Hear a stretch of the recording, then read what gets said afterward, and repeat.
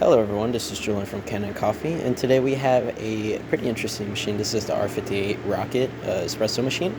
This is a dual boiler machine that has a cool little remote on the side that kind of acts like your PID. Well, it is your PID, just on a remote.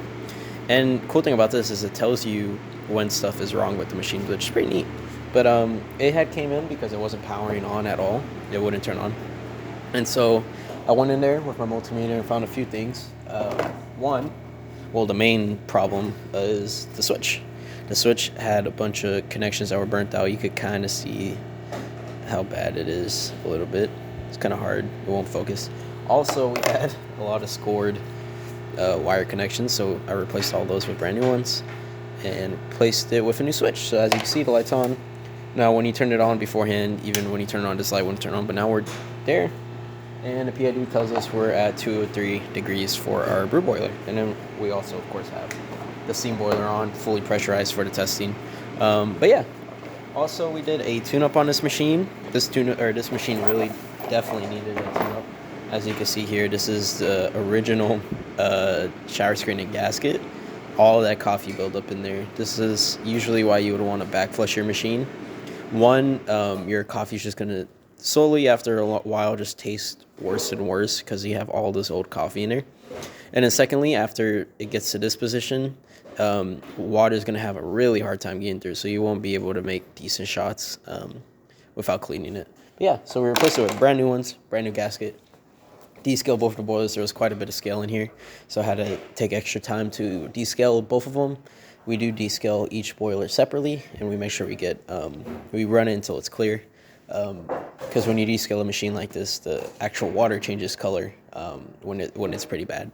But yeah, so now we're gonna test the machine and test all the functions of the machine, starting with the shot. We have our test coffee here. Put it in, get it to that 90 degree, and we're gonna get ourselves a cup.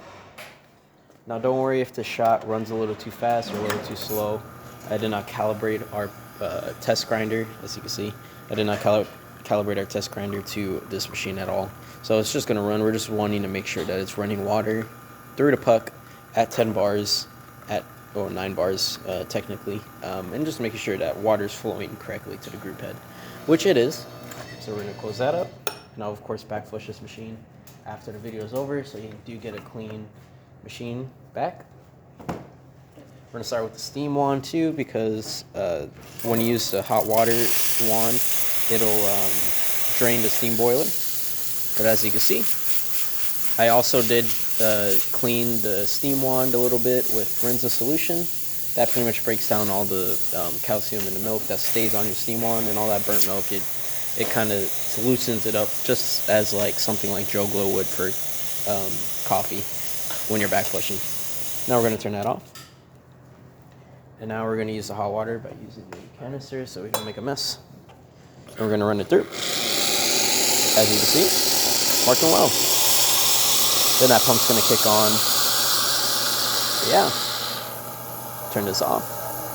And that's about it for this repair. If you like this video or any of our other videos on our channel, leave a like, subscribe, and hit the bell. Thanks for watching.